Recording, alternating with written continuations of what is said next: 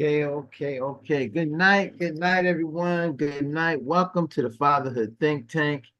Let me just say happy holidays. We have, wow, it seemed like it was just January. Now we are on almost until our basically last show for the year, because we're gonna take the at least our live shows. We're going to take the Christmas holiday and the New Year holiday off, and then we definitely will be on Wednesday nights for our private uh, fathers only talk, just to make sure the consistency always having that platform open for fathers weekly. But tonight we have a very interesting topic, and listen, that topic has brought a lot of fathers, a lot of fathers out to kind of discuss it tonight. Um, uh, before I tell you the topic, I just want to remind you, hey, listen, we are still looking for you to like, share, subscribe. This is more of a labor of love for the fathers that come on here every week. We're not, this is just something that we do, um, not only to share with others, but also for our own self therapy, self development, self understanding. All those things occur for us on a weekly basis when we come on to the Fatherhood Think Tank. It gives us an opportunity to begin to talk about things and topics that happen. So, again, I'm Ron Osborne Williams, the curator of the Fatherhood Think Tank. I'm going to let some of the fathers who are here, uh, who are joining the think tank tonight, introduce themselves, tell you a little bit about how many children they have, and maybe even about their families. And then we're going to get right into this topic, an exciting topic that we have tonight. Uh, but so, fathers, take it away. Okay, I'll jump in. Good evening, gentlemen. Hopefully everyone is doing great. Looking forward to the holidays. Happy holidays to everyone. I'm Larry Jordan, father of two, grandfather of one.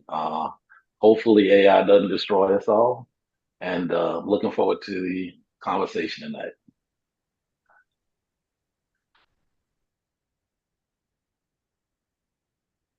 Physical Adams, father of three, and one grandson.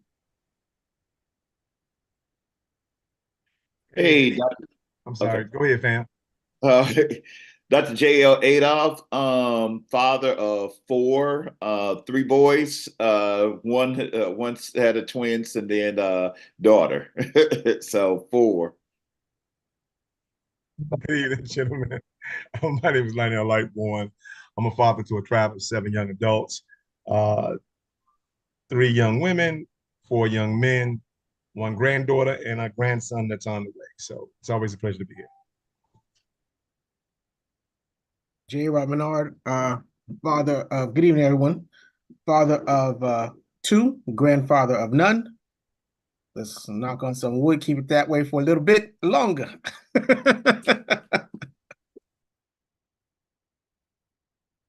Good evening, gentlemen. My name is Rohan Rollock. I'm a father of two young daughters. Uh, it's always a pleasure being on this program because I learned so much, and I thank everyone for attending and teaching me as I go along my journey. Thank you. Good evening, brothers. I'm Marion Wilson. I'm a father of two, a 4-year-old and a 2-year-old. Started late, but I'm in the game.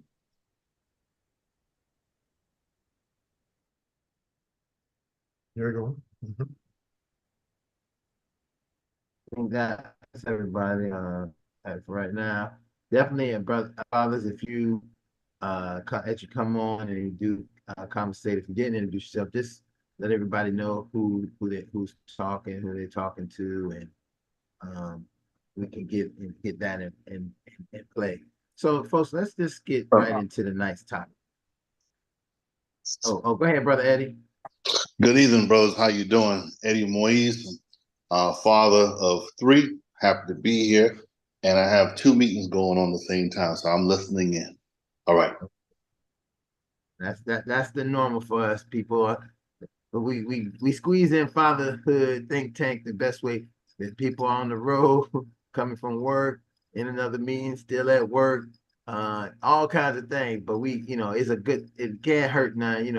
We do it for other things. We have Bible study, we listen to on the phone, we listen to the football game on the phone, those things. So fatherhood is something also we can just squeeze in and listen to.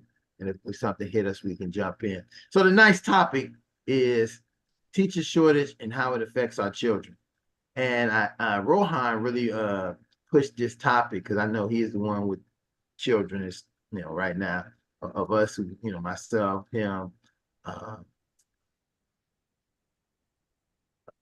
obviously I know Mary has children in school, um, school age kids, so that and we're seeing this out, and I'm actually seeing it front hand as I'm working at a high school, and by kind of like being a teacher, but also being this person who they just think is a sub teacher, but they don't really know. Like I got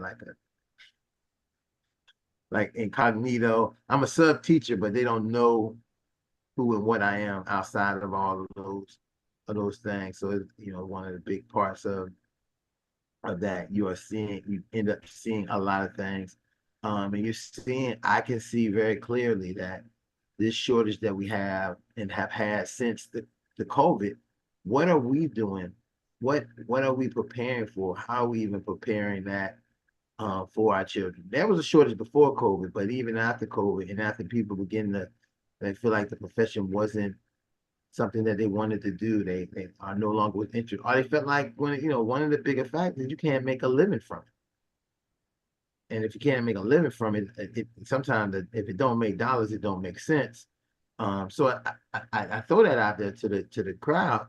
What are some of your thoughts when you think about having kids in school, the shortage of teachers, or even not just the shortage, but the quality of the people who are the teachers? That's the thing for me as a lifelong educator. I'm seeing and hearing and watching things that I don't know makes the hair on the back of my neck go up, and it's almost seemed to be normalized, and it's okay and it's acceptable to be being done. And I'm saying this is not good for our children, and it's definitely not good for our future. And what do we do, and how can we what can we do, and how can, as fathers, what are some of the things that we think that are important that we should. Well, I guess did you address that to anyone, or anyone could just jump in? That is this around Robin. So as soon as you feel the spirit, you let it take you away. Okay, I would say one of the things, because my background is in education. I've been an educator for 18 years. I would say one of the things that I would always advise any father or any parent in general is to really try to form a coalition with the teachers that you have. I mean, a lot of times, especially when I taught in the high school and that sort of thing, um, a lot of times we need educators looking for a partnership. And I understand that as parents, sometimes we're busy, we're working 2 or 3 jobs, but it has to be some way to carve some sort of time where it's devoted to really letting the teacher know what's going on, what's your child learning style, what's their personality, and that sort of thing. And I would also say on the flip side, we as educators have to do a better job with being more father friendly as well. And stop making the assumption that the mother is the only parent that has a concern about their child in terms of education. So, in short, I would just say it needs to be better communication between the two parties. Hey, Doc, you know what? It's funny you say that because a friend of mine sent me a conference that was coming up. And and I was looking at what were some of the things that I could present at that conference, and that's one of them. One of the things is how can organizations, how can most of the entities that are involving, especially nonprofit, business related, social services, how can they be more father friendly to fathers who may be becoming to get those services? And I'm going to present, I've already presented that one time. I'm going to put it, remix it, repackage it and present it at this conference, because I think this is one of the ways that we really begin to kind of like help the father, phenomenon come back. Because if as a father, and we all know as men, if we show up there and the people are like, well, they not want to talk to us, imagine showing up to your child's school, coming to pay a bill for your child, and he said, can I see my child? And then they say, oh, we can't let you do that. I'm sorry, excuse me. I'm just saying, I was here forking out the money for their lunch and for whatever. And when I say I need the child to come out, oh well, we don't know if what you mean you don't know, but you about to take this check for $2,000 for the food lunch. So what do you mean you don't know if I said, well, then and that is the kind of things we sometimes may deal with as fathers, when we're not the custodial father, or even when you are the custodial father and they haven't seen you before. So that's really a really good point to be making. No, but what you just said, you got to remember the number one priority of schools is safety. And so everything you just said, I'm like, make sure it makes safety sense. You know what I'm saying? Before you try to make any other sense out of it. And so if you're not on that register, you understand, you don't have that that legal right, because it is a legal binding document, school registration, and any type of school document with your name on it. Then you're a stranger up to that point. And that has nothing to do with being male or female friendly, but everything to do with being on that, that child's registry. And so I don't want to, skew that in a way where we just gonna disregard safety for the sake of fatherhood involvement. But I digress from that point, and I want to go to this point. I think that we have to go to the root cause, or what the root situation is, and that is, what is education, or what is school, or are they defined different? Is it a school system or is it an educational system? And then if you ask me, looking at the school system the way it is now, if I had to define or even redefine what education is today, I would say that it's a political profession, right? With the ethical perception. Let me say it again. It's a political profession with an ethical perception. That simply means we say we're about the kids. You understand what I'm saying? We say we're about the kids, but I'm like, you're really about the dollar. Because if you was truly about the kids, then you would follow the mandate of when we on the plane, when the pilots mandate, when they're giving the instruction as to the passengers, like, listen, the plane go down, put the mask and stuff on yourself first before you help anybody else. That same psychology actually works for the teaching profession, because listen, our kids are not going to survive, right, if we don't have healthy teachers. And the reason we don't have healthy teachers is because the educational profession by nature, right, even though it looks female dominated, it's really not. It's really male dominated, because it's actually the policies that dictates that profession.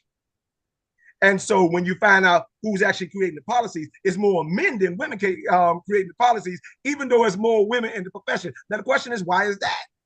Because historically, women are attached, so rootly attached to children, they will actually eat the sacrifices and take the sacrifices for the sake of the children. As opposed to, and I'm just referring to teachers' unions. And so that's why teachers' unions can get, they do the most, I think they do too many negotiations. They do negotiations that's far beyond stretching and bending over backwards than, let's say, the labor union. So here it is, the labor union, who are far less educated, have far less sacrifice in the game, have far less credentials in the game, but yet get more respect than the teachers union. Why is that? You know why? Because the teachers union have more women, women by nature are more likely to sacrifice themselves for children than men would. Men, when you look at the labor union and the history of the labor union is, listen, you guys gonna do us right or we're gonna kill you. It's that simple. And that's the way it is when you look at the history of the labor union, the Jimmy Hoffa's, the Joe Caleb's, and all the rest of it around the country. And so this is why the labor union can have more traction and have more strength and empowerment than the actual teachers unions in itself. And so I think that for the most part, the teaching profession suffer from what most of society suffer from, and that's male chauvinism. I agree with some of the stuff you said, Lightborn, but I think what it is for me is the lack of respect for the professional. If you have a phrase, those who can do, those who can't teach. Right then and there, you show that there's a lack of respect for the profession. You see what I'm saying? And so when you look at it over time, and I agree with the history, what you're saying with the women were relegated to the teaching position because it was taking care of the kids. And education was never really put to the forefront because it was always looked at as a labor force, right? And I'm teaching these kids to become part of a labor force. And when you're looking back in history and agricultural time and farming, families will pull those kids out of school rather than give them that education to say, I need you to come tend the land now because we need to survive and tend the land. So education has never really been looked at as a means of progress. It's just a placeholder until we move somewhere, until we move. So now I think teachers are now being looked at more, like given more importance, right? But still not the significance that needs to be given. Because for what the teachers are, forget, the kids that they have to put up with and the parents they have to put up with, but the politics, like you said, that they have to deal with on a level above them, and then having to trickle it down to the dealing with the things coming up from beneath, which is the families and the day-to-day and the grind. You're giving them a whole lot of nothing. And so once you start to give them a little bit more of that force and you give them a little bit of that push, like you said, strengthen those labor unions. I agree with you. Strengthen those teachers unions so that they have a little bit of more driving force, because while prices are going up, teachers' pay is staying relatively the same. Mm-hmm. And it's still being undervalued. And until you start to say, hey, look, without you, my kid will not know an ABC. Without you, my kid will not understand division and trigonometry and all this other stuff, then that's when the value goes, because the system is now changing, whether you like it or not, from agriculture to scientific. And without these teachers, that scientific piece is going to be lost. So now is the time where you have to start pushing to say, hey, look, we understand your value. We understand the fact of pay. I think recently there was a boost in pay for teachers, but it's still not enough. And until the actual common sense, well, common sense now is so common for everybody, but until that common sense catches up, you're going to have a lot of ignorance still taking place. A quick one to add on that. Very valuable points, gentlemen, we've brought up tonight. But let's look at it as a problem versus solution. We have a lot of problems in the system right now. Big problems. The problems we have is healthcare. In my opinion, I think healthcare needs to be forefront. You have a healthy teacher, a healthy student, you can have a healthy outcome. Easily said than done. Let's look at numbers. I live in Broad County. You need $82,000 to live comfortably in this county. That's numbers. Everything is going up. Cost of living, everything is going up. Now, there's another problem that nobody talks about. Stress. If you have a stressed teacher and a stressed child, how is it going to work? How are we going to make it work over that bridge when two parties are stressed? You have children in the county who have no food to eat. The only food they eat is when they go to school. Teachers are forced to deal with all kinds of situations. Children who maybe have mental illness, children who are hungry, children who are unfortunately being abused by a caregiver or guardian. These are, we are talking about the things on the surface. We need to talk about the things that are under the surface, behind that door that nobody wants to open. And you know, if that new supervisor is listening, that new supervisor that recently elected in Broward County, those are things he needs to find solutions to the problems. Now, you won't be able to fix all solutions because it's just impossible. But fix the one that counts. Fix the one so when that child leaves that school, when that child leaves that school, he can look back and say, hey, I went to a good school. Because many people, the sub-teachers, teachers are leaving because of pregnancy, call out. The school go through so much stress on a day-to-day basis. We have to find solutions. Now, do I have the solution? Maybe. But with all of us here, we sure can find solution to some of the bigger problems that is behind that door. But Rohan, you got to remember, and I don't want to sound callous when I say this, but school's a business. It's it's all about numbers. You can have a great teacher, and I say this, you can have a great teacher who does what you're saying, but because she's not producing the way they want her to, it's a problem. Granted, she's nurturing these kids and they're better for it, but because she's not giving them what they need, whether it's curriculum wise or anything like that. And I'm not saying the kids are failing. I'm saying she's not meeting the demands that they want her to meet. It's a problem. And so you then have, with any job, you then have to say, where can I be in a happy medium where I can meet your numbers, but still be effective enough for these kids, right? And so the balancing act then begins, but it's still going to be difficult. What you have to do, in my opinion, is remove all the politics, because since when do politicians, and here's my thing, and I know it's probably going to take us on a different tangent, but politicians got the education that got them where they were. Now they want to change it so no one else can meet them where they're at.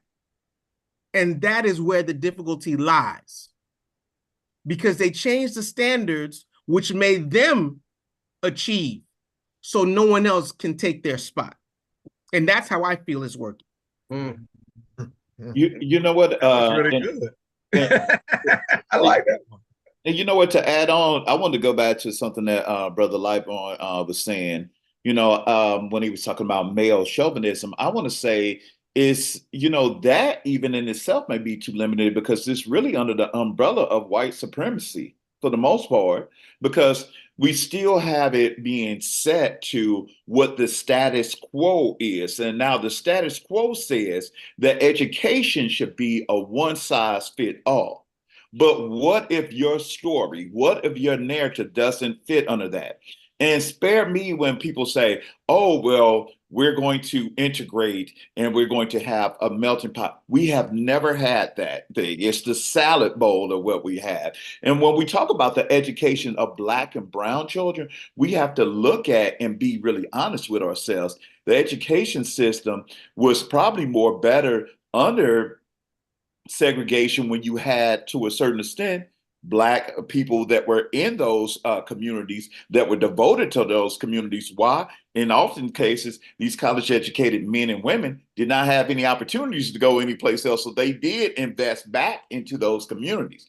When I look at what's going on with education now, and I look at the number of men of color, Black men in particular, only make up 2% of all educators. That's a problem.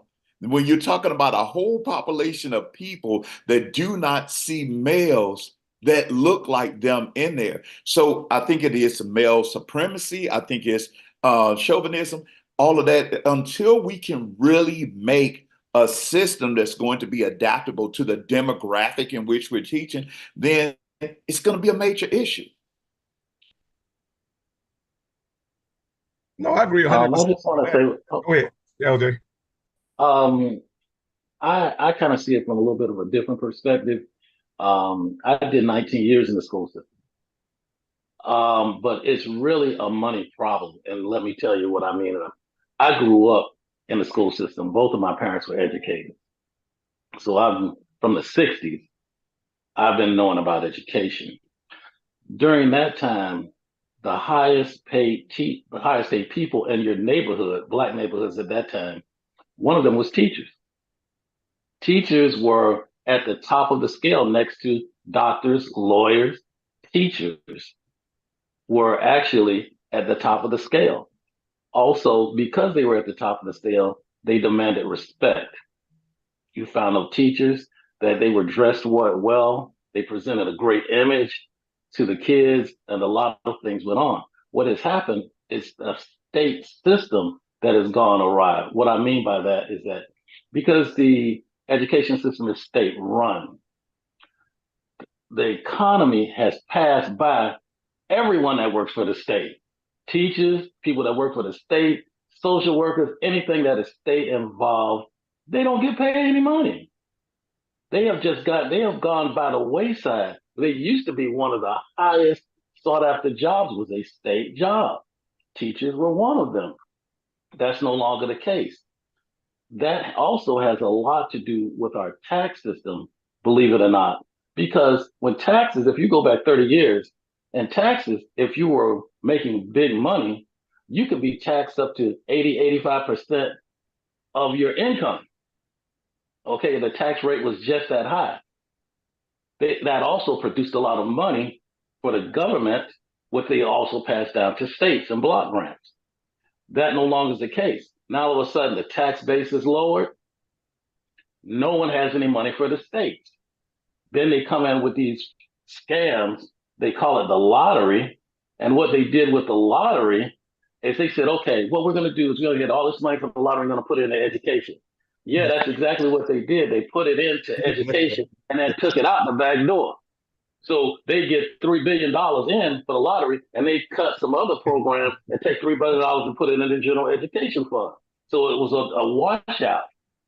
So what has happened is that now you cannot afford to pay teachers. You can't afford to pay anybody in the state system because the money is not there. If you could turn around tomorrow and say, listen, we're going to start teachers at $100,000, you'll have the lines around the corner. The best time to get into the system. LJ, not just the lines around the corner. One minute, Mary, I'm come in. Not lines around the corner. Not just lines around the corner. You could then demand for people to be at the highest quality that they need to be, because then you're getting paid the quality money. See, right now, you'll take anybody because you're paying them any money. They could probably make more money at some point at McDonald's, becoming a manager at McDonald's or Burger King. So why? Listen, and all they gotta do is sit in the back and order the kids that the school. Be a teacher at the. Listen, I can be the teacher at McDonald's and Burger King, making more money than if I was a teacher at the school. I'm gonna deal with the same kids who come in there trying to get a job. They're gonna listen to me better than they did at the school because I got their money. I fired them. So you look at this and then you make a good point. That's one of the big points about it. This money is a big factor. Marion, I'm sorry, brother. Go ahead. You good? Yeah, no, and it's funny that you brought that up because honestly, it was just a story on Nightline not too long ago about a teacher who quit and went and became a manager at Target and made more money at Target than he did teaching. And he was like, it was the best decision he ever made. And I just want to piggyback off of everybody here, man. I think this is a great topic, and I think the things that are being said are definitely valid. I think white supremacy plays, I'm piggybacking off of the doc, white supremacy plays a major role in the education of especially Black and brown people. If you look at where we live for the most part, where are our taxes coming from? Education taxes come from homeowners, right? But in our communities, we got churches everywhere who don't pay taxes. You have colleges and universities who don't pay taxes. You have these sports teams, these big complexes that don't pay taxes. So when you talk about taxes and where the education funds are coming from, guess what? It's the poor paying the poor on top of the poor, right? And then here in PA, what they did was they took $2 billion out of education and put $2 billion in prison. They directly flipped the funds from the education. They took $2 billion out. We have high schools that are shutting down, big high schools. They're making rival high schools all go to the same high school. So now you took the $2 billion out of education, put the $2 billion in prisons. And what you think gonna happen at this school once you put 4 rivaling neighborhoods in one school? They're building prisoners, brothers. And Malcolm X said you would have to be a fool to think that let your oppressor teach you, educate you, right? And we're being educated by our oppressors in that sense. And the last thing I'll say, just from my vantage is, listen, we have a program here in the city of Philadelphia called Reading by Fourth, and that whole mantra is if you don't have children reading by the 3rd grade on the third grade reading level by the time they're in the 3rd grade, that's how prisons are forecast.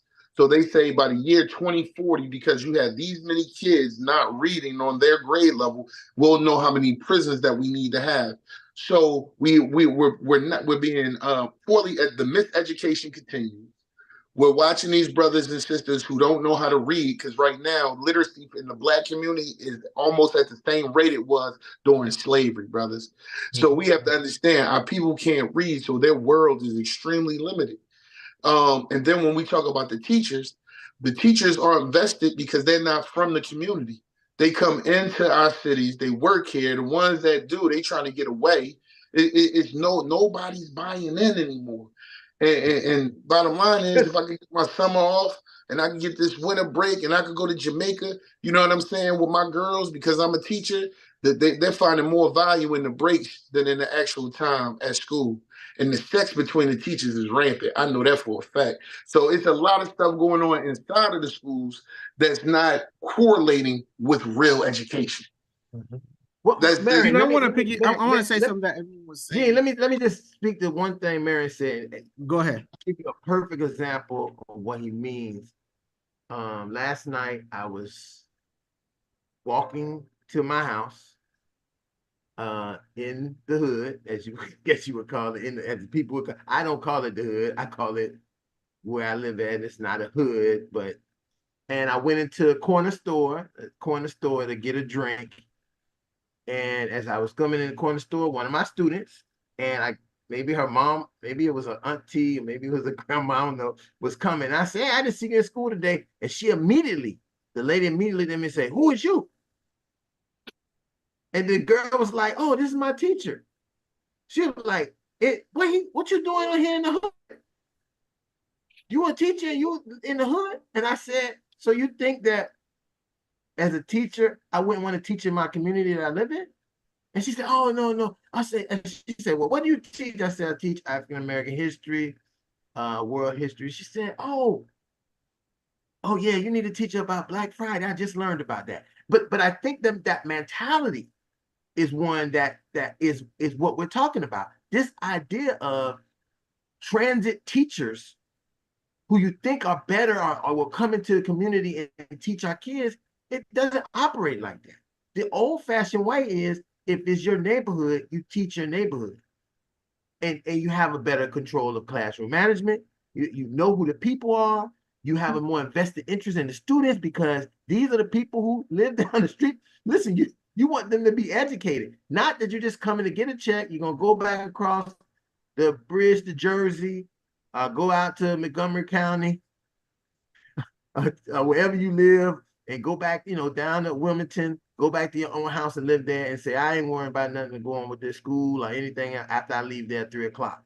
That's part of what we meant, because when we didn't think about it, when we compare and contrast the other end of the spectrum of schools, that's how it operates. Those high private schools, they are in their neighborhood. The people who are the boosters, the people who come and do everything at the school, walk to the school. They know all the teachers at the school have been there 30 years. That was the same teacher they had. So they know the education their child is going to get. That's why they can charge so much money to come there, and they can offer some of y'all young, talented athletes scholarships to come so they can have more success at their schools. So these are the things these are some of the things that's the issues. But there in itself is a solution. I was a solution yesterday because I changed the narrative, the idea that the teachers that you will meet, that you can meet him on the street in the corner store. You can meet the teacher, and she knew she looked me up and down, and then she seen I had a briefcase, and she said, "This man he ain't walking around with no briefcase." And it was the idea that this guy is walking around in the hood. You the teacher in the school, and the girl was like, "Yeah, my didn't know whatever." And so that's what we need more of to really even bring the energy. But you got to have people who want to be in the hood, well, in our neighborhoods. When I say the hood, I mean our neighborhoods, and teach and bring the energy and bring your own kid to that same school that you're gonna be teaching at. I'm sorry, Gene. I just wanted to piggyback off. You're good, Ron. You're good because you kind of said some stuff that I was going to say, and I just want to reiterate. Especially when it comes to the teachers within the classroom. I was just having a conversation, and it was brought up that teachers nowadays, right? You can be in any profession. I don't have to go and do that teacher track and become a teacher in somebody's classroom. So the skills that I would normally get going along that teacher track, I can decide, hey, you know what? Tomorrow I want to change what I'm doing. I can go from having a fine arts major, right? Graduate and say, I'm gonna go do teaching. They'll let me teach for 3 years before I have to get certified and do all the stuff that I need to do to actually become a solid teacher. But within those 3 years, I don't have the classroom management skills. I don't have the curriculum development skills. I don't have any of those skills that will make me successful. And after 3 years, let's just say I don't want to continue this path. Well, how many countless children have not had the privilege to get a solid education because I decided this is the route I was going to take? You see what I'm saying? Mm-hmm. And so it plays into everything, a lot of what everyone is saying, because of the fact that you have to, if you're going to do it, you have to have the heart and want to change and really be effective in what you're doing. Now, am I saying that all the teachers all the ones who do that are bad teachers? No, I'm just saying the ease of jumping into that education system with no skill, no background is wide open. I was listening to Marion speak about something, and I think from an educational perspective, when it comes to data and studies, predictions, and whatever the case may be, I think for us to be the most quote unquote educated of our times, educated generations, I said we just seem like we're the most ignorant generations, if you ask me, because it's nowhere in the world that our ancestors who had less hope, matter of fact, had less everything, right? Build more things than we did. I'm saying that to say this. If you can narrate their plot, then you can narrate our plan, we deserve to be doomed. And I mean that wholeheartedly. Because there's nowhere in the world you can consider yourself not even an educated person, but a common sense person. I know just being on the streets, you couldn't tell me, there ain't nothing you could tell me about another crew. You understand? Because the narrative about my crew supersedes every crew. And so if I'm saying that if I can have that as a street mentality, there's no way in the world you can be an educated anything and then tell me you can be more, have more equity about their plot than your own plan. And then when I ask you about your plan, you don't have it.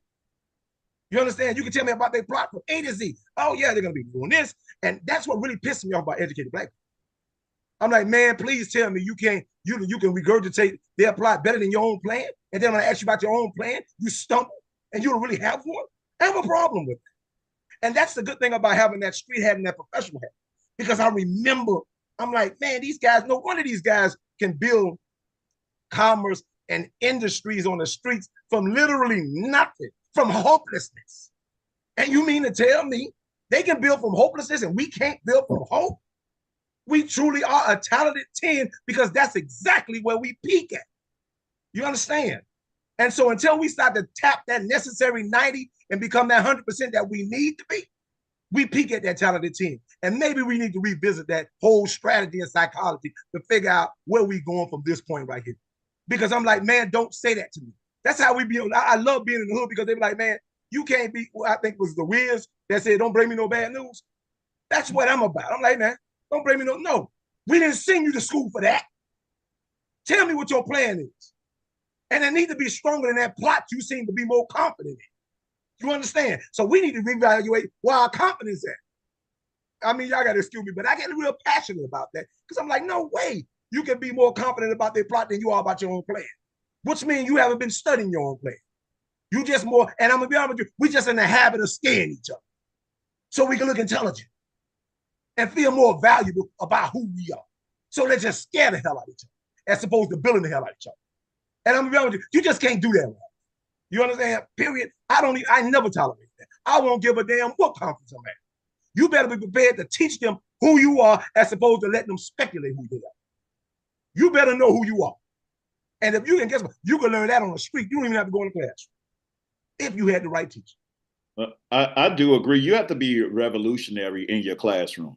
And I think for me, one of the very things that I do in my classroom, like I teach English. Now I taught it at the high school level, taught African-American lit. Now I teach it at the college level with freshman comp, first generation Black and brown students and that sort of thing. But you do have to be revolutionary. One of the texts that I'm read over the summer that changed and really kind of fortified the way that I teach is Ratchetdemics by Chris Emdin. When he was like, you got to stop, we have to be not afraid to be our authentic self or holistic self. I think one of the biggest problems that when we talk about Black educators for the most part is that we are already looking at these kids from a deficit model to begin with. Absolutely. We're like, hey, Absolutely. These kids got to do this and do that. These kids already have talent. They've been able to be resilient. I remember, you can't tell me I grew up in St. Louis, surviving a Crip neighborhood to a blood bus stop, and then get up 6 o'clock in the morning to go out to an all-white school and still have to go back through that without having resilience, code switching, and all of that. I have to teach that. I teach that, but oftentimes it takes revolutionary type teaching. And I have to, in a sense, sometimes mask what I do. So I say one thing to the administrators, but in this classroom, we're doing this. Because I know it's important that these kids get these lessons, because oftentimes we're teaching these kids how to survive and not how to thrive out of that situation. And that's the real problem. But the problem is a lot of us are afraid. We are more focused on, can we get these kids to obey? Can we get these kids to just do this and do that? We're not getting them and challenging them to be thinkers and challenging them to not get a McDonald's job, get an internship so you can move forward. We don't teach real world experiences. So in a way, I got to kind of hide what I do and kind of do like Underground Railroad type stuff just to teach my students, Because if you don't, then you just a person in the room who's just the acting CO. You the first correction officer, and piggybacking off of that too. So one of the things I'm doing here in Philly, right? I'm the director of a nonprofit here in the city of Philadelphia, and I'm over the community engagement department. So I'm like the head of the marketing team. So our company, they just go after these grants, right? So this, because I like to be solution based. So I want to bring some solutions to the table as well. So one of the solutions that I've been working on is so they got this grant for $150,000. They like, Marion, we don't know what to do with this money. I said, give it to me. I know what to do with it. And what I did was I took that $150,000, found 3 programs. One is a drone program, another one is a male mentoring program, and the third one is group therapy. And I injected that inside of one of the recreational centers in the community. So I paid these guys good money to go inside this rec 5 days a week. We put in programming on within that rec center, teaching the drones, which was to pull them in, the male mentoring aspect, or taking these young guys horseback riding, taking them on different adventures, but at the same time too feeding them who they are, where they come from, and what it is. And then the healing aspect of all of these people, all of our people who are dealing with trauma. You know what I mean? They can now sit down and talk to a licensed therapist for free. So I'm now putting in this tomorrow. I have my second meeting because now I'm going after $1 million grant to put that in four more rec centers and schools. Because what I want to see happen is we're going to take some of that grant money and put it in schools and make it after school wraparound service. Like back in the day, after school, you don't just go home. You can sit in here, but we're going to be giving you these grade A programs that are fully funded after school. So I think as a community, where a lot of the fall off has now come is because what is the cornerstone of our community? It used to be the church. If you ain't know how to read, you knew how to read some Bible verses. You feel what I'm saying? If you ain't know how to really comprehend or put together your sentences correctly, you had a person who was the pastor or the deacons or the sisters who would talk to you, even if you weren't getting that formal language at home, you were understanding proper sentences and things of that nature. So the backbone of our community was always the religious aspect that gave you the tools that you may not have gotten anywhere else. But with the fracture of the Black church became the fracture of the education system as well. So I'm more than sure if you find a thriving church, you'll find a thriving educated community. It's two things that go together to me. You mentioned cornerstone of the community. You said churches, right? That's what you said just now, yeah? I think yes. But today we have social media. And social media is here. It's the cornerstone. It's a cornerstone. I believe it is a cornerstone at this point. And if you think about it, social media teaches a lot, but it doesn't teach you wisdom. It teaches stuff, how to do stuff, but wisdom is not there. And we have to find ways to not only control social media, but to integrate with social media. Because most of the kids who are watching social media, what they're really doing, they're really looking for a vent. They're looking to go somewhere where I believe there's no teacher, there's no mom and dad. There's somewhere where I can go chill, have some fun, communicate. And unfortunately, communicate some of the bad stuff. You know, my daughter said to me, Dad, they had a fight at school today and I couldn't get the video of the fight. And I'm like, that's it? She didn't say, let's talk about something else. So kids get excited when there's a fight. They get excited when they're gonna be a fight over the park, in Coral Springs. We're gonna have a fight. Everyone is all on social media and the word going around. Those are some areas we need to get involved. Some areas we need to get involved. If they're gonna fight, the teachers are gonna be there. It seems like we're like a police, after the crime has been committed, we come after, we take the evidence and arrest who need to be arrested. We have to do some change. We have to do some changes that are deep. You know what, Rohan? Rohan, what you have to really do, and I'm going to say this because this is what I did this when I was in Jacksonville, and I'm now doing it here in Philly. And I might have did it back then, but when I was teaching, we didn't have social media. But because the phone is so important, I had changed all of my curriculum to be centered through the phone. They have access to everything you need to do whatever assignments I have through their phone.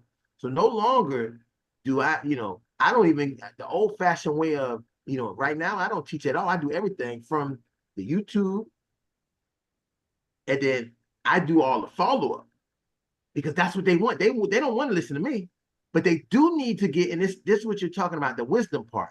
They need the practical reality of a lot of the stuff that they're not getting that comes through the social media aspect. They gonna look on TikTok, they look on YouTube, they look all that, but that stuff doesn't give them. It gives them the content, but it doesn't give them the context.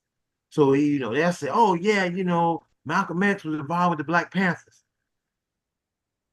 No, that is similar, but let me explain to you how that might have come to be, because that's not how it is. You're about to say Malcolm X was with the Black Panthers, and that then makes somebody who knows that what they're talking about makes you look ignorant, and you don't know what you're talking about. And then they're kind of come. So let's. My job is not to teach you about the Black Panthers and Malcolm X that you already learned about.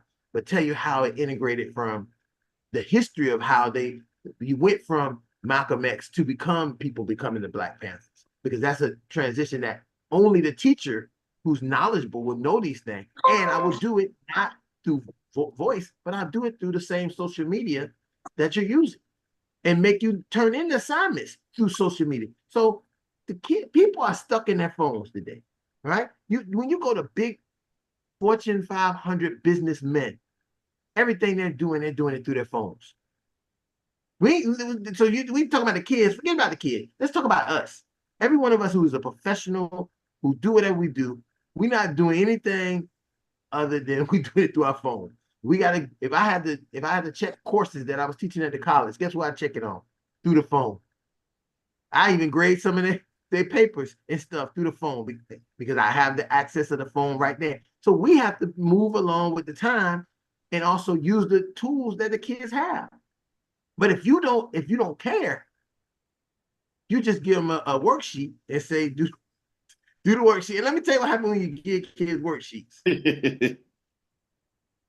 One person does the worksheet and everybody else just copies.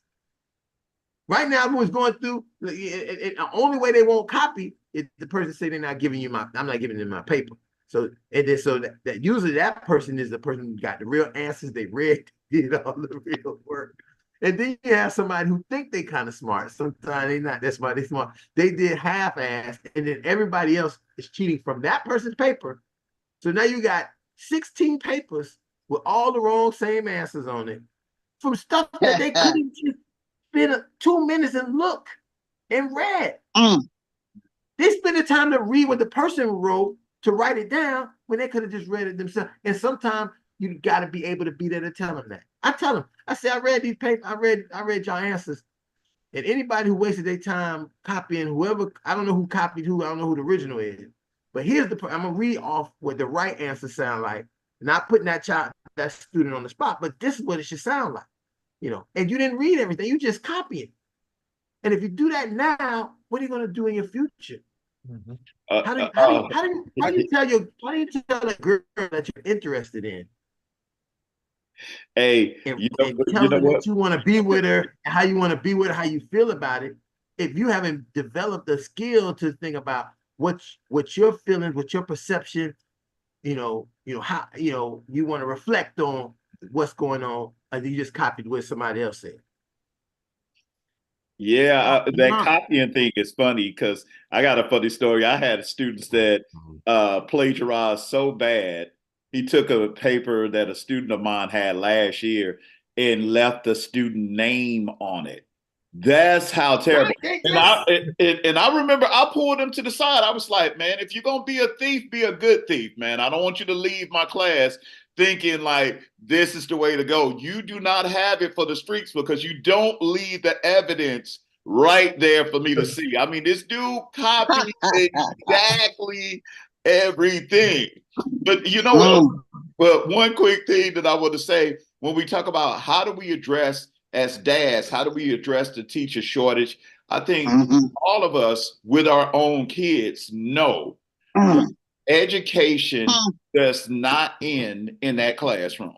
So I know with my kids, we were going to the library, we were going to read additional stuff and that sort of thing. I mean, because when we think about it as a society as a whole, I mean, Brother Mary brought up a good point about Black kids reading low literacy level, but America as a country is reading on a 6th grade level. No community is doing super great. What we have to do, if we have a teacher shortage, then guess what we do? We do for ourselves and say, let's start taking our own kids and educating. And then I would say even do one better. If you know that who your kid's friend and they hanging out, come out with us. Hey, come on with us to the library. And we got to start making these cool spots too. Like, hey, well, this gonna be like a little spoken word, like little thing, or a little hip hop spit off and that sort of thing. And get together. It can't just be a sterile, boring environment and that sort of thing. Because come on now, come on, get into it. You said what I was gonna say. Touch on that because I was like, within our conversation, we were taking away the accountability of the parents. And that's what that's what I wanted to interject, because yeah, I understand the church was a cornerstone, right? But who made the kids go to church? The parents. The parents. That's Yeah. that's where it starts at. And we can't release the accountability for that education process starting at home. And those first, it's going to be those first 5 years that they're born. It doesn't start when they start going to school. It starts the day they're born. It starts when they're in school. It starts with your habits. It doesn't start with the kids' habits. It starts with your habits, and you continuing those habits and showing those kids the proper way where they have to maneuver themselves. And they have to understand that the network that you start to create, and I think you said this earlier, Doc, is the network you start to create is not with just the kids, it's with the teachers, it's with the principal, it's with everybody else there. Because I remember, I'll give you a little short story of mine. When I went to my son's school and he was in high school, it was like something happened and I was like, no one told me. Oh, well, Dad, he's old enough now where no, he's not. He's still a kid. He doesn't know because he hasn't been taught yet. So he can't maneuver himself until he's able to maneuver his own life. That's when you tell me he's old enough. But until then, he's still in the learning process. And I think there's a disconnect that parents have, and it starts at a much earlier age than high school when it comes to leaving these kids to be raised by teachers. And then when something goes down, they get upset with the teachers rather than getting upset with themselves for not holding themselves in a place to be that backbone for the teacher. It's almost crazy, because I remember I was talking to a parent who had the cell phone taken away from the kid, right? The kid got the cell phone taken away. And the parent was like, I'm going to go down there and get that phone. Well, why did the kid have it out in the classroom? Is it something that they were supposed to be doing? No. Well, that's when you as a parent have to be like, I don't know why you had your phone out in the classroom. I'm going to hold on to it, or I'm going to let the teacher hold on to it until for a certain amount of time. And then when you correct your behavior, you'll get it back, because there has to be repercussions. And a lot of times we are allowing these kids to go without any repercussion to the things that they do. And we wonder why when they get to adults, they're acting the same way, like life has no repercussions. And then we blame society instead of blaming ourselves from when we started out with them. Okay. I was sitting here thinking, I was thinking about a recent story I seen. I mean, we always knew it. I mean, we live in it. I don't even understand why the story had to tell us something that we should already know. But he was talking about the Navy Federal Credit Union thing, about how the backstory on that is how that they rejected more Black people who made $140,000 a year and approved more white people who made $62,000 a year. Lightborn, they just, like you said, they just fell in line. So now, and I'm saying it to say this, I think, and I love us, because we just I think we're some of the most original people in the world, and we are. But I think when we get a little educated, assimilated, educated, right? We start to let people think for us. And if you let people think for you, you start to let them control your narrative. And so all of a sudden, out the blue, here there's a people who just was able to build a society and a village, or whatever the case may be. And we build that with no reparations. We built it from, literally from -0. And we are still trying to keep up. And in 2023, we have this narrative. I hear Black people come out, Black people out. They say, oh, we suffer from financial literacy. And I'm saying to myself, are you a doctor? You got a master's? Did you even graduate? Do you even have a GED before you actually subscribe to that narrative of your people suffering from financial literacy? I'm like, and nothing in you said that you had a financial supremacy problem. You understand? Right. Nothing says that. Even though all the evidence is there.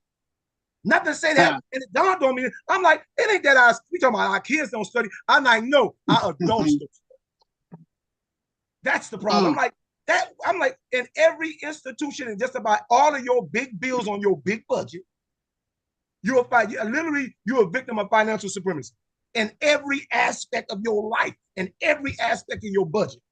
I'm like, you guys serious? Y'all supposed to be our best and brightest? And you don't know that everything that you have is predatory? And I knew that. And I'm a college dropout. Come on now. So I'm saying, and I know that because I don't like, I'm like, one thing that don't change about me, I'm like, hey, I'm very eyes on when it comes to my money. That's what I love about Black. We buy our money. You know what I'm saying? So you can't feed me no crap about why you gonna take my insurance up. I'm like, no, you're gonna have to give me a better answer than inflation. You know what I'm saying? Because they'll give you a satisfying answer. And I mean, sometimes I think they can pacify us real well with words. And then we say, and we don't look no more for the just the common sense of things that's said. Like for the certain, and I love this one right here is really good. You're gonna love this one. The numbers don't lie. Common sense tell me, I'm like, well, who created the numbers? Right. And I'm like, so if men create the numbers, do men lie? Yes. So the numbers lie. Case closed. So don't tell me, but we ate it. And I'm talking about educated people say this. And I'm sitting there like, man. And I'm like, then I realized the reason why I'm in the room.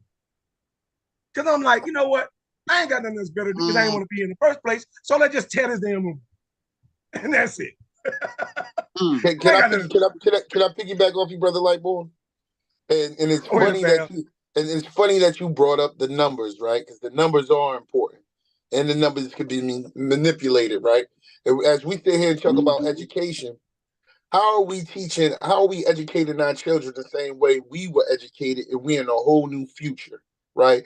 We're talking about jobs that are created and need people for, whereas though in the future the education they get and won't even be able to help them get them jobs, right?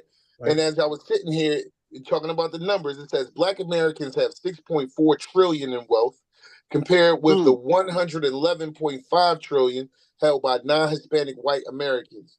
Non-Hispanic white Americans hold about 82% of the country's wealth as of the third quarter of 2022, while Black Americans hold 5%, despite representing 59% and 14% of the population, respectively. Now let's look at this. Talking about education. Are we preparing our kids for the future? It says the organization, and this is coming from the U.S. Department of Labor, where I'm reading from. It says the organization Prosperity now predicts that the average net worth of Black Americans will average by 2053. Oh, let me read it again. I got excited and I done jumped over. The average net worth of Black Americans will average zero by 2053 if there is not a reversal of the trends we are seeing. I'll be 71 years old and still kicking, making love, dancing all night long and smelling good when I'm 71. But what I'm telling you is they are saying they are saying that the net worth of Black Americans by 2053, the average will be zero because the education is not keeping up with the advancements of technologies. So if that's the case, then 2053, where will Black America be? I'm glad you said that, because then again, here goes the common sense again. I'll be 101. Here goes the common sense for me. I'm like, well, it seems like you haven't changed your narrative one bit, because I'm pretty sure the same study was done in 1873. But you guys probably pretty much predict that we were going to be slaves for a pretty long time. Matter of fact, I'm pretty sure you probably had us predicting to be slaves all the way to 2020. You understand? And so if we're going to talk about that, I'm like, I don't subscribe to your predictions, partner. You understand what you say? Because my history says different. Now, we need to find out what was instinctive that got us to where we are and turn that instinct into intelligence. I don't read that crap. And I damn sure don't read the predictions of my oppressors. You understand? So you can't stay on one side of your mouth. You don't subscribe to your oppressors, whatever. And then on the other side of your mouth, you subscribe to their predictions. I'm like, man, it's hard for you to scare me, given the history that I came from. You understand? And all you do is make me think. And so that kind of stuff just gives me fuel. It never gives me fear. It gives me faith. I'm like, oh, another challenge. You understand? And again, we have to find out and all our ancestors had was straight instinct. And they turned that thing into industry. What's wrong with us? Come on. Huh? We got more consciousness than courage. And maybe that's the one thing that we're lacking. It's just simple as courage. And when we have the courage to line up with our consciousness, maybe we'll be something totally different than what the hell they spout. Well, Lightborn, I think it's complacency also. You hit a very I think it just hit a vein that we need to maybe also really be reinforcing, because to get the courage, we have to overcome our trauma. Yeah. The problem that we don't have the courage is because we have been traumatized not to be courageous. So because like I love when I told you I love when you just get on the road. I told you I'll take you if I needed a partner in a debate, I'll take you anytime, brother. I'll take you. I don't even care what the debate, I'll take you anytime. Because one point that is so important is you have to remember that there's always been a message about our inferiority from the beginning of this country. And it never changed. Listen, the old 300 years, that 300 plus years we was in slavery, nobody stopped saying that we was not inferior. When the Emancipation Proclamation was presented, it wasn't saying we wasn't still inferior. It was saying we were still inferior, just you got to let them, you can't keep them locked up no more. You can't keep them as slaves. Later on, when we got to the civil rights movement, we had already developed the majority of the things. We had developed and created the majority of the things that makes this country who it and what it is. We were still inferior because it was still literature. It was still narratives saying inferior. Black means inferior. Black means not equal. Black means low. Black means jungle bunnies. Black means ape. Black means everything else other than the things that created this country. And listen, I stand fast on this. I go to my grave with this statement. If this country never got Black Africans and put them in slaves, this country would have never been nothing but a dust bowl. Never. Without the Black slaves, and this is strange, enslaved people, this country would have never been developed because they couldn't develop where they was at already. Let's go back. They couldn't develop where it was already. They had to come somewhere else and get other people to develop it. And every creation that we have in this country, and this is what this is what we got to teach the children. This is what we got to let them know. This is how we begin to break that trauma and make them courageous. Every creation that was created when you look at something, it was related back to us. Tips. How tips got established? Because we made it tips. We created tips. Not that we created it, but people thought, oh, let me give you a tip. And what did we do with the tip? We took it and we gave it to the community and we developed them in our community and for our family. So something that was supposed to be petty patty for you, poor you, let me just give you a little tip because you're such a good boy, you do a good thing. But we turned that around and built it up. Gave it to our local schools so they could have the books they needed. So we did what we needed to do. Like you said, like, boy, these ideas that, we going to be dead and gone. See, did that mean that should have happened in 1823? Should have happened in 1833, 1900. We should have been dead and gone because they did everything to do it. And guess what? We still here. And despite what the content says, the context say we are thriving. On this call right now, the men we have on here, every man on here has seen the valley, but we also have all seen the mountaintop. Yeah. So that's the part that we have to begin as fathers share to our kids. It may look doubting, it may look bad, but the narratives is just the noise. I like that. We have to design our own narrative based on the narrative is the noise, Ron. Huh? That's how you gonna do it, Ron. I like that narrative, the noise. I like that. And that alliteration is nice. But you're right. You're just simply right. I think again, we can't be scared or depreciate. This is a word. we can't depreciate our common sense. There's something in you. I'm talking about there's an an instinct intelligence in you that speaks exactly when you need to speak. You know the only difference between us and most people? We don't say it. We suppressed it. We because we were raised that if you don't have something nice to say, don't say nothing at all. And I'm like, well, you know what? If you don't have something nice to say, you may have something necessary to say. But then to your point, if we haven't really was taught to really value our narrative, and when you don't value your narrative, you omit what is very necessary to your people. You understand? For the sake of losing a job that you're probably going to lose anyway, the fact that you have to remain or keep the job by being an inferior anything, you understand? And so I think we omit the necessities and the necessariness of ourselves because sometimes, and those narratives make it seem like we don't have nothing to offer. And so you have to ask yourself, and then I got to wonder about the psychology of anybody. I'm like, hold on.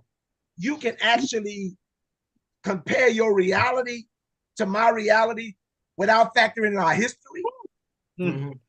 Absolutely. You understand? And they can say that, but I'm like, hold on. But no, and nothing in there says anything about the history. I'm like, how can you be, I'm talking about be effective or be practical and talking about the prediction of the future if you don't even have the guts to talk about the past?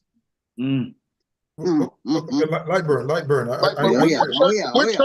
What church do you preach at, Lightburn? I just go to New Birth Baptist Church, Miami, y'all. Liberty. I'm not Miami. It is in Miami, y'all. Bishop Victor T. Curry. Man, he's been teaching me.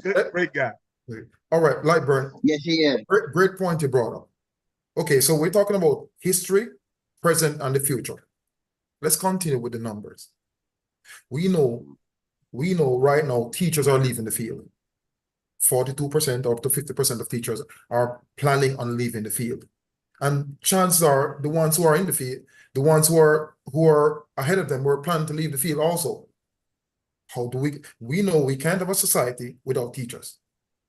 It's just that simple. More value needs to be placed on teachers so they can stay in the field. It should not only be a transition or a transition from point A to C and nobody's staying at C. That's a problem. And that's what. But hold on, Rohan. You what you're saying is so general, right? You're saying a general thing, but that's not how it is. It's very specific. The kids that are at those specialized schools that you get the voucher to go to, teachers they are valued. Yeah. See, we listen. You know some of those teachers that you're losing at your schools. You know where they trying to go to? Those schools. Because they're valued. They get paid the income. The kids come there ready to learn, ready to engage because the school has set the standard that the teacher is the valuable person that you're going to get. Like you're going to sit by the foot of the wise one. Meanwhile, in all these other districts, defunding the school district and say, hey, let's put a babysitter. And I think Marion said it even better. Let's even make your school as much as possible like a prison, and let's just have a prison CO in the classroom to watch y'all, just so things don't get so bad, so we don't have any liability issues. So if it gets too bad, then they come down and call. We don't care if they teach you anything. We don't care. Listen, matter of fact, if they say if they try to teach something, and you say this person get this grade, this person get that grade, here's the grades. They go back and overturn and give everybody the same grade.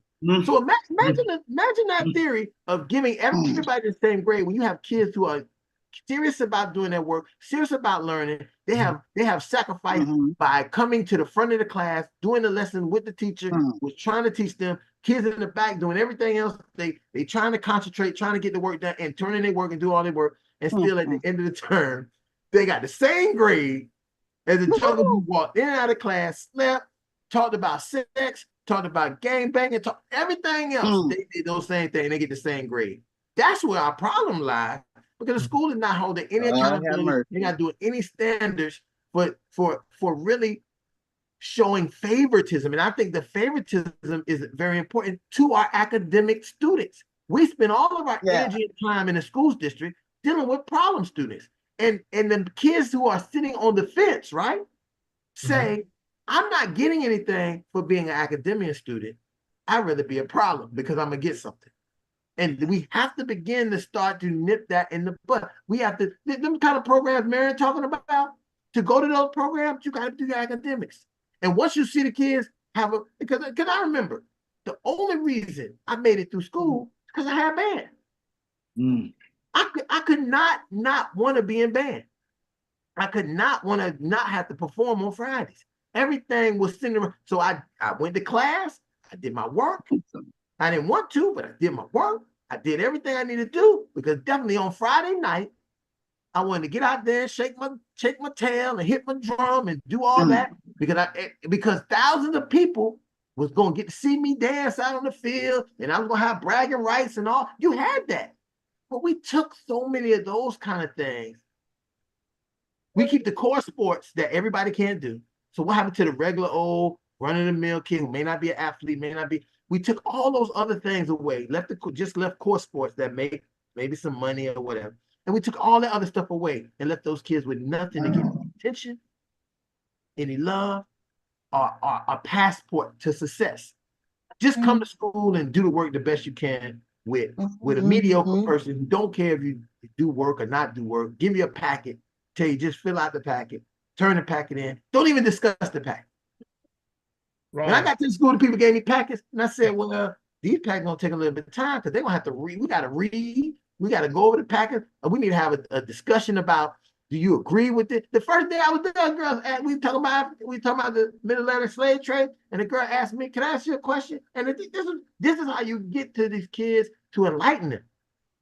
If I gave them the packet and went back to the desk and sat down and went to sleep or did something else, this conversation when it came out, the girl was reading the packet, and I said, okay, guys, you understand the Mid-Atlantic slave trade? I asked them, do you know how many centuries it was during the Mid-Atlantic slave trade? This and that. The girl said, yeah. How many years in the century? Just these kind of questions. This is what you should do as a teacher, right? Just to give knowledge that you know. They know and they don't know. Then the girl asked me, well, how long was the Holocaust? I like that. And she asked that question because she said, it seemed like there's a lot of respect given to the Holocaust. I wanted to, she was asking a very good question. What was the comparison of being the time of the Mid-Atlantic slave trade and slavery in America? Because it seemed like there's no respect given to that. To her, this is her perception, no respect given, but it seemed like it was a lot of respect given to the Holocaust. And she was asking that question, and we was able to start. That opened up another conversation. But again, now everybody's in tune. All the people who are interested are in tune to the lesson. Whereas that's the difference between being a teacher and being a CO. Well, Ron, to Rohan's point, I don't want to just leave him with that question hanging like that. The truth of the matter is, Rohan, what's the difference between our ancestors and us? The difference between the two is how we see education. Our ancestors saw education as a purpose, right?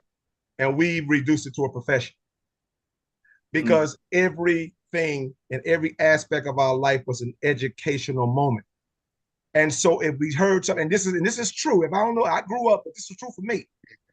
If something was said incorrect around an adult, any adult with that knowledge will correct you. Empower you, like, no, but young man, that's not correct, really. And let me explain it to you. And guess what? You was open for that because guess what? You don't want to be wrong again any damn way. That's just human nature. And so you're open, it's human nature to be open for the correction if it's presented in the right way. And so whether you're at a barbershop, whatever, just conversation, you can be earshot on a bus. I think our ancestors did it well. For them to not have the education they did, they was extremely educated, divinely educated to know exactly when to teach. And that's the difference. So again, we reduced it to a profession, but our ancestors saw it as a purpose, and I think we have to get back to that purpose. Our ancestors saw education. That's all. Let me do this. I want to jump in on that. Let me answer this. Let me address Rohan because I like that question. I think another piece is they view education as a legacy. Because you got to remember, back in the day, the education was passed through folklore, stories of generations and generations before. So you were not only educated of what was going on within the land in front of you, but what happened in the past and what brought you to this point where you are now. So they gave you relevancy also when it came to that piece. So education served more than just teaching you, 1 + 1 is 2. Education was teaching you why you're important. A lot of times, and like Lightborn said, now education has separated itself from giving you importance just to giving you just a way to pass by or become something that they feel you should be in order to be fit in their society. And so once you took away that education piece and the folklore, it really took away from the importance. And that's how we've changed, because now we value the education piece as you need to do this to get a job versus you need this to know who you are. And that's the difference. Great. I want to jump in on that. Especially what just Robert was talking about and Lightborn was saying prior to. I just put something in the chat. I had the privilege to go to the school the other day. Super dope school. The new alkebulanSchool.com. I just dropped it in the chat. When you talk about education and you talk about teaching our kids, I had an experience when I became the PTA president at a privileged white school, essentially, in Hollywood Hills. I realized that first, dads aren't involved. Dads ain't in the PTA. No one's really even create a space for dads to be available. That was one. Two, we don't care as a society, black and brown folks, and I'm gonna throw this just a blanket statement. We don't really give enough to involve ourselves in the education that our kids are being taught. Right? And we expect, I think it was already stated earlier, that we expect our kids to go to school to be taught and educated and learn. But society, that's not their job. Their job is to remember the school system was created under the Hershey factory, right? To indoctrinate society to go to work for 8 hours a day. We're gonna watch your kids for 8 hours so you can go to work, mom and dad, right? And that system is what we're still under, right? The 100 years that's still going on. The website that I dropped, I thought it was a super dope concept. The sister's doing great work over there and is teaching the youth. And she's not teaching his history, she's teaching us history, right? And it's from the Egyptian perspective, right? Where geometry came from, where the true roots of all of it comes from. So I say all this because if we're gonna be in this system, we're not gonna win fighting against it. We almost gotta create our own system and really take mantle to educate our kids after school. Once they come home, they're in our school, right? I told my wife the other day, I'm my son's first coach and I'm my son's first teacher. I've been teaching him since he came out the womb. I've been teaching him and educating him, and they model what we do, right? So if we're not conscious and aware of where we're at and our righteousness, they're not gonna learn.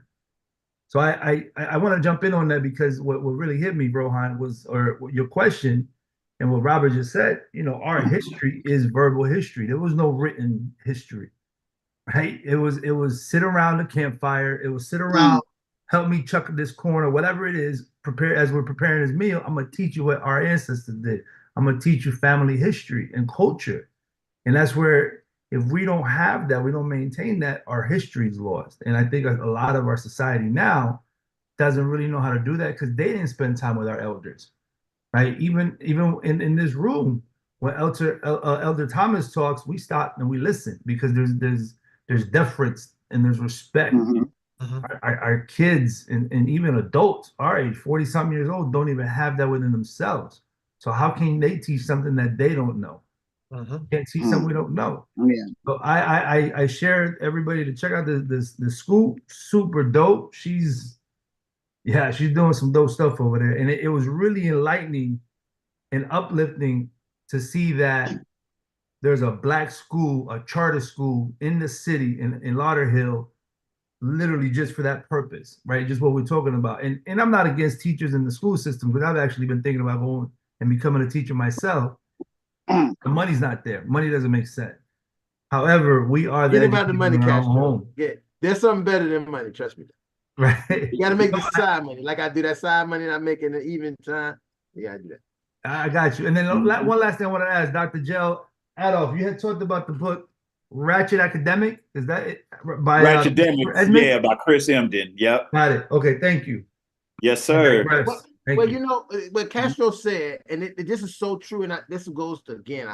I'll say this, and so often I say to people, and I'm very clear that we are working in a system that's not naturally ours. I was teaching, and again, when you teach, you learn so much as you teach the children, right? So the nation, the empire of Ghana, not the country of Ghana, not the country of Ghana, but the empire of Ghana. When we was listening to the video and this and that, they kept saying, "Oh, we couldn't account for much of the history. There was nothing written. It was nothing." And that's just in every one of the nations that we discuss in my history class.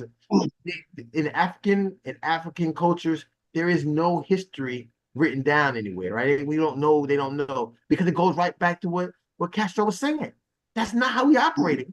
They didn't operate like, "Oh, we're gonna write this down and you can read it later." You operated connecting to the people. You connected to your ancestors. You connected, and they told you the stories. Everything was verbal. Because if I'm going to tell you the story, that means that we're going to have some kinship, we're going to have some love, and you will really understand what I'm saying. And that is the core real teaching. That's why I throw packets out the window, because our kids don't get packets. They don't learn anything from that. They learn from what I give to them, and then what they can evaluate and check on themselves on Instagram and on TikTok and on Google, and then we come back and have discussions about it. That's how they get it into their brain, and that's what we also need to be doing sometimes as fathers. Not Ron, telling our kids there's something. Let me make a You correction know, on it. But, I have a friend of mine. He does this really good presentation on African historical. I'm talking about world, global African studies. And he said that it's evidence, and it's true, which is factual, that it's evidence of African, almost like African civilization, or the start of African civilization in every continent in this world. Factually, not hypothetically, factually. And you know how you can tell? He said, easy, by the ruins. And just about every structure, the most historic statues on every continent is Black. And he showed, I'm like, that's true. And so he said that, not to mention this, talking about the scientific origins of DNA and everybody deriving from, Africa. And of course, Asian people being who they are. But like, oh no, we're not, we can prove now we of our own self and this and that. And once they ran the DNA test, they did their own study. The origin still came back to Africa. I'm gonna add something to that. Let me give an That actually opportunity. happened. And so I'm saying, you gotta add the drum. You gotta add the African drum. Right, but I'm just talking about things that can actually be found right now as we speak, though, because again, people don't want to destroy those things, because again, it's too much value to them. And so even if they're not morally attached to it, they're still monetarily attached to it. And they're like, you know what? I don't want to be of it, but at least I can still own it. You understand? So they would even want to enslave the history of the very structure that was made. What I want to do right now, because we didn't get an opportunity to do this, and I see there's a lot of dads that came on here. I just want to go around, and I know that they might have came on and say, "Hey, these guys having that," and I these guys already having a discussion. Because many of you, if you knew, you don't know that this is not like a panel discussion. This is a open conversation that anybody can say anything at any time. You don't got to raise your hand. Just kind of get in, fit in. We're mature men. We know how to do things respectfully, and we know we have consideration and love for each other as brothers and as fathers. But I definitely wanted to give some of the fathers who are on who haven't said anything before we get ready to close out, just to introduce themselves, to say who they are, how many kids they have, and if they had anything they wanted to say about what they heard, why they was here right now. And if you don't, it's fine. You don't have to. It's not a mandate. Well, we love to always like to hear from everybody, because at the end we're going to do our chant, and I want you to feel like you was a part of this when we go to the chant. Well, brothers, like I said, I was on 2 meetings. I came in on the back end. I was listening to the conversation. I would say this about education.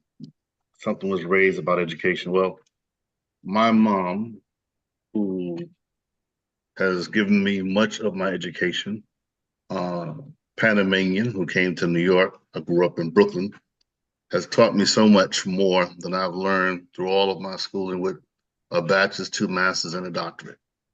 So education is institutionalized versus education that I've learned from my mom will far outweigh anything that any teacher could have ever given me. That's number one.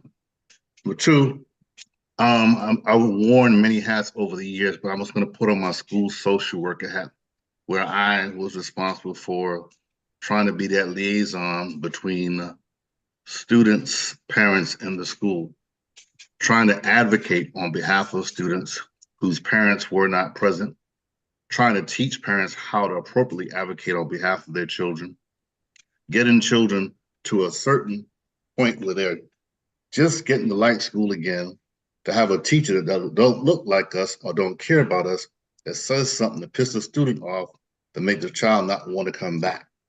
To be in a child study meeting when we come together and you have the guidance counselor and everyone in there, and they talk about the characteristics of a child.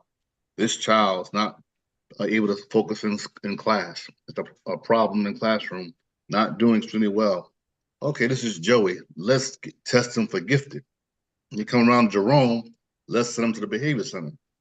I was like, wait a minute. When we talked about Joey, same characteristics, why are we going to send one here and one to the other place? Either we're going to send both of them to get tested for gifted, or we are going to send both of them to the behavior center. And I stood firm on that, right? And so sometimes as an educator, or when you're in an educational setting within a system that's oppressive, sometimes children need advocates.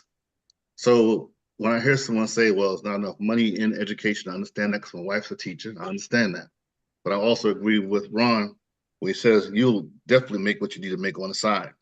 But sometimes these children who don't have fathers like us, all right, a lot of my children, I have 3 children, a lot of my children's friends call me dad because their father's not in their lives. And I feel whatever void I can, although I'm not their dad. But there's so many other children that need a Castro, so many other people need a Lightborn. And it's important for us, if we're not working in education, adopt a school, go by and see what you can do to make an impact, because you never know how the little impact that you make can become major. That's just one thing that I want to mention out of all that I picked up on. So I'm happy I made it tonight. I try to make it to more because Ron always invites me. I said, I'm coming on tonight. I wasn't gonna let anything stop me. So there's so much more that I can say. I can get into Jawanza Kunjufu and a whole bunch of his teachings, but I'll wait till next time when we'll dialogue some more. But I'm happy to be on tonight. All right, anybody else?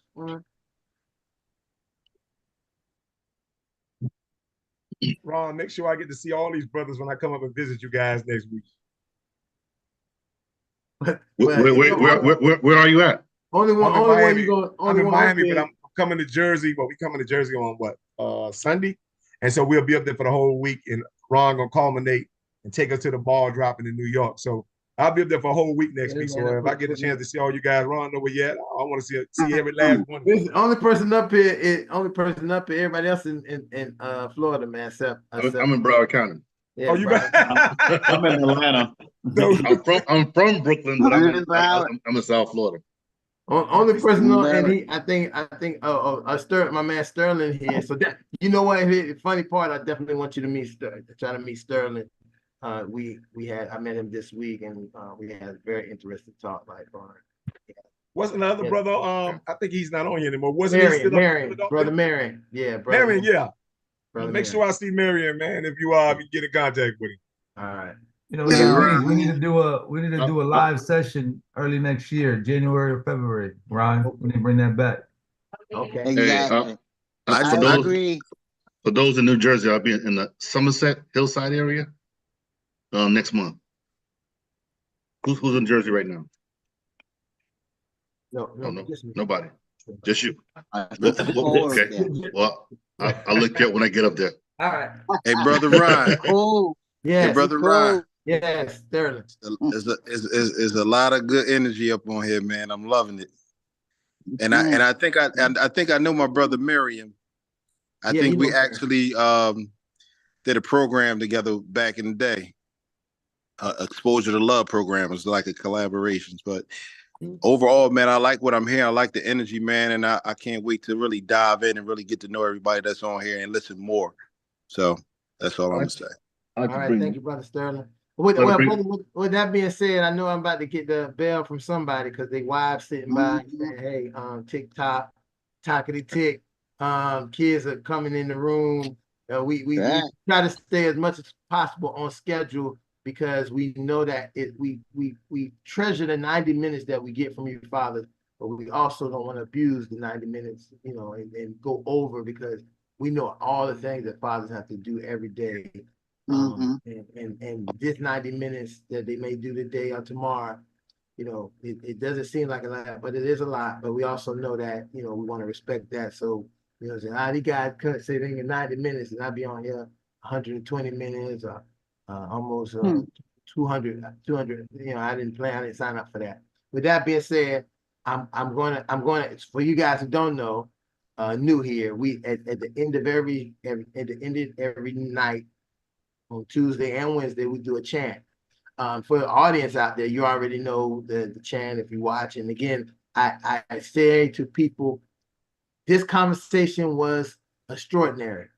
If you see it, if you heard it, share it with someone, tell them to go to the page, tell them what section this was. And then as they go there, they'll see some of the other videos and they'll say, wow, these things can help me. And I can hear from the perception of fathers and men, multiple fathers and men, not just disdained, angry fathers, not just uppity, oh, you got to do better fathers, just from fathers, just regular everyday fathers who are trying to do the best they can as fathers and as men in our community. So with that being said, Father, repeat after me. I am. I am. I am. I am. I am a man of honor. I am a man of honor. I say I am. I am. I am. I am. I am. I am a man of courage. I am a man of courage. I say, fathers, I say I am. I am. I am. I am. I am a man of respect. I am a man of respect. Come on, Father. Let's act like this Sunday night football. Father, I say that I am. I am. I say that you are. I You am. are. I say that we are. You are. We are. Championship, brother. Yeah. All right. And just so people know, when you see us doing that flex is to say that we are holding our kids up on our arms and our families on our back. And so we flexing as hard as we can to hold that bond together as fathers. So that's, not that we flexing our muscles and we strong and this and that. It's our kids are on our arms and our families on our back and our community and families on our back. And we're trying to hold it together as much as we can. With that being said, thank every one of you guys for joining us tonight. If you want, please come back tomorrow night. Just the private Zoom. We'll be. What will happen is we won't be talking about the topic. We'll probably be talking about people's topic with this, but we don't do that on live. We do that in a private meeting with just the fathers alone, and we talk about topics that to really mediate and help fathers who may be going through something, may be having an issue, and we can kind of find some resources in that group time to kind of help. Again, folks, you just Hey, Ryan, yes. I got one more question. Yes. How can I get that backdrop, that Fatherhood Think Tank? Don't worry, you'll get it every week. We'll get it to you. You can get it. I didn't know if I had to be on here like at least 4 or 5 times before I get that. No, you'll get it. Listen, as soon as you come on the show, you can get it. It'll come in always in the comment section. All right, brother. Thankfully, all right, Father. God bless you all and your family. All right, take care. Thank you. All right, take care. God bless. God bless. Love. Yes, sir.